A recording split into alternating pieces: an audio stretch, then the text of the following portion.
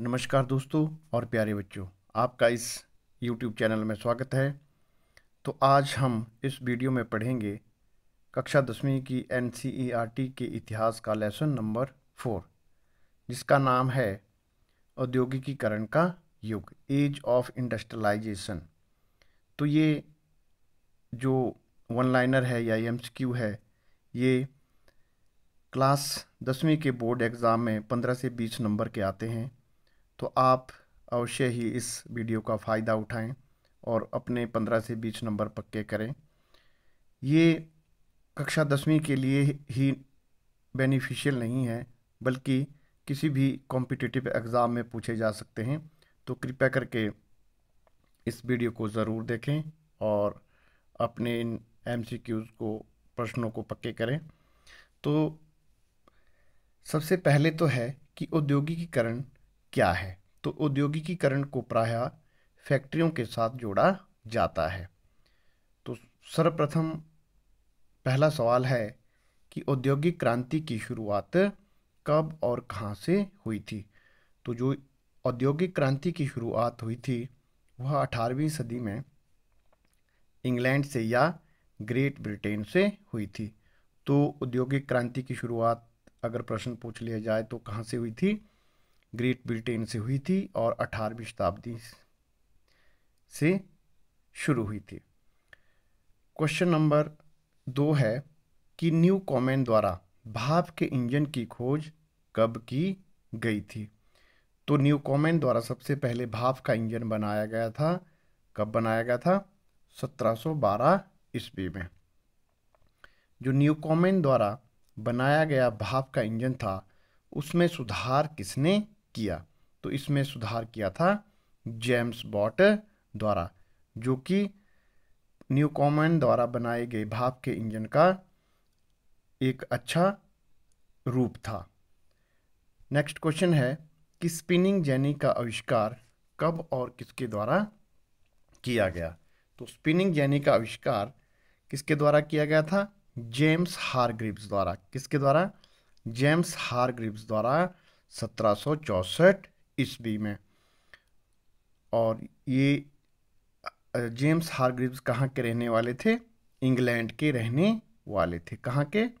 England के रहने वाले थे।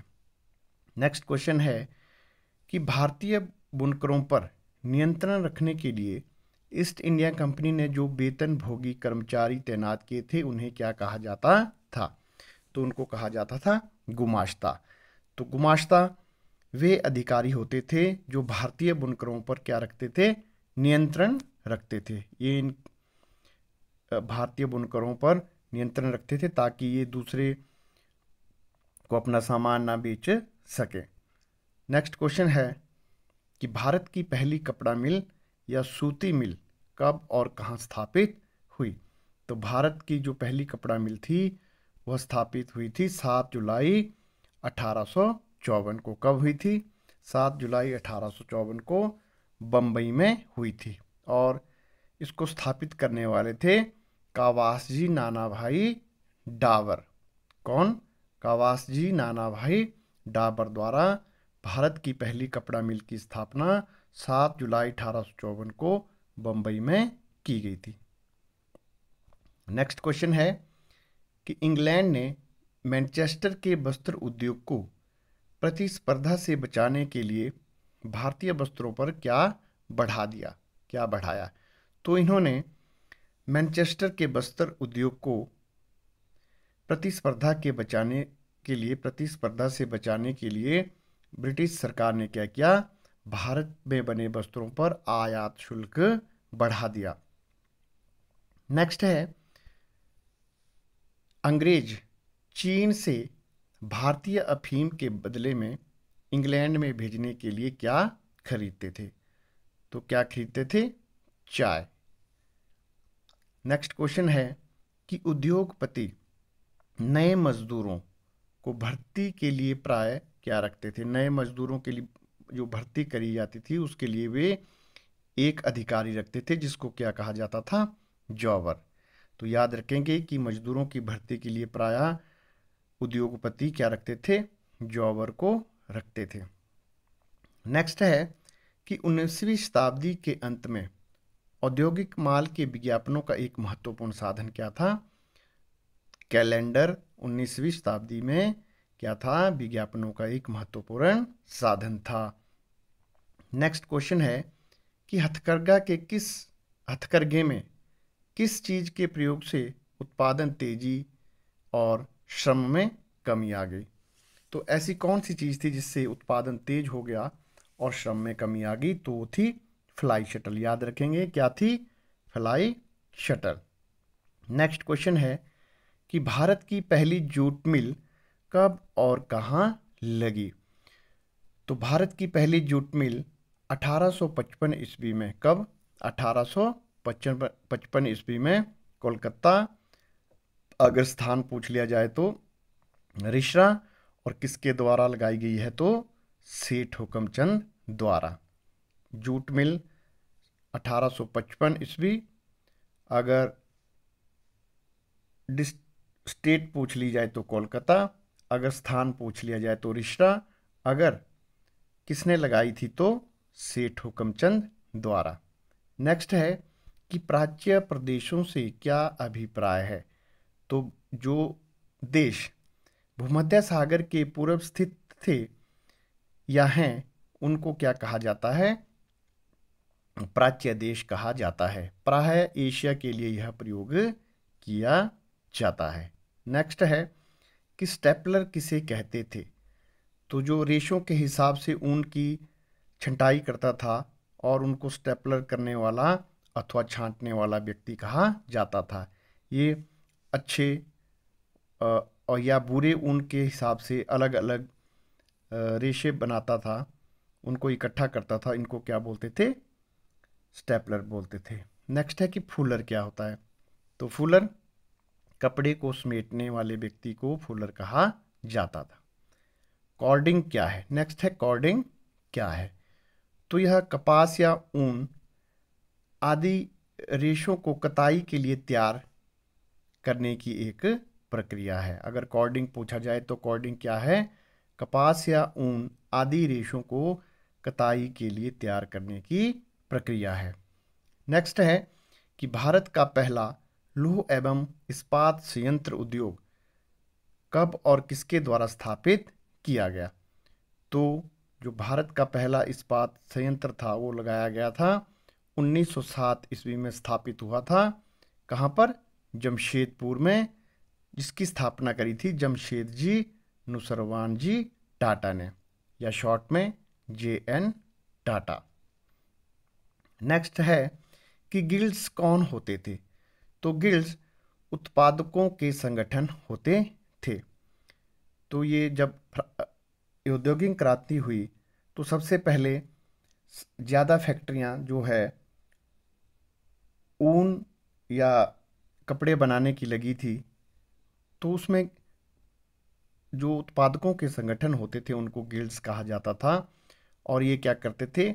नंबर 1 कारीगरों को प्रशिक्षण देते थे, उत्पादकों पर नियंत्रण रखते थे और प्रतिस्पर्धा और मूल्यों को तय करते थे। नेक्स्ट है कि नए युग का पहला प्रतीक क्या वस्तु थी? इंडस्ट्रियलाइजेशन का पहला प्रतीक क्या थी या वस्तु थी? क्या था? कॉटन था या कपास था। क्योंकि सबसे पहले जब औद्योगिक क्रांति हुई तो कपास उद्योग या कपड़ा उद्योग फला फूला, इसलिए इसे नए युग का पहला प्रतीक वस्तु कहा जाता है। अगर क्वेश्चन पूछ लिया जाए नए युग का पहला प्रतीक वस्तु क्या है, तो कॉटन या कपास। चलिए जल्दी से एक क्विक रिवीजन कर लेते हैं।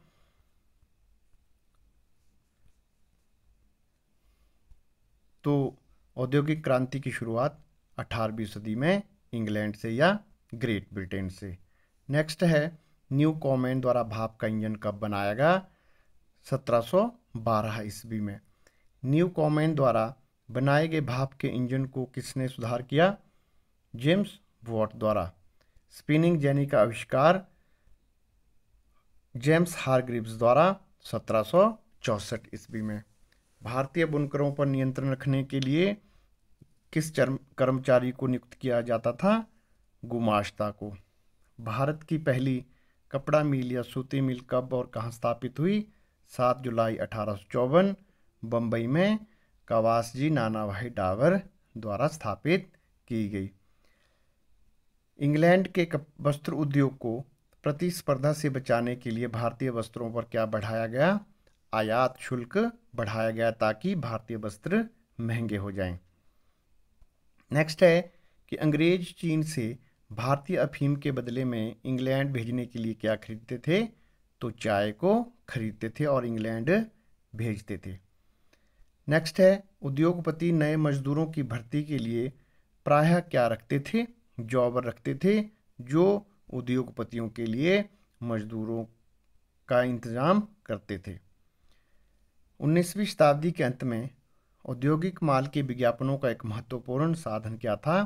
कैलेंडर एक महत्वपूर्ण विज्ञापनों का साधन था। हथकरघा में किसके प्रयोग से उत्पादन तेज और श्रम में कमी आ गई? तो वो क्या था? फ्लाई शटल के प्रयोग से। भारत की पहली जूट मिल कहाँ और कब लगी? 1855 कोलकाता में। स्थान रिसरा और सेठ हुकमचंद द्वारा भारत की पहली जूट मिल स्थापित की गई थी। प्राच्य क्या है? भूमध्य सागर के पूर्व में स्थित देश को क्या कहा जाता है? प्राच्य। प्रायः एशिया के लिए इसका प्रयोग किया जाता है। स्टेपलर कौन होते थे? छांटने वाले, रेशों को, ऊन को छांटने वाले व्यक्ति। फुलर कपड़ा समेटने वाले व्यक्ति को फुलर कहते हैं। कॉर्डिंग क्या होती है? कपास या ऊन के रेशों को कताई के लिए तैयार करने की प्रक्रिया को क्या कहा जाता है? कॉर्डिंग कहा जाता है। भारत का पहला लौह एवं इस्पात संयंत्र कब और किसके द्वारा स्थापित किया गया?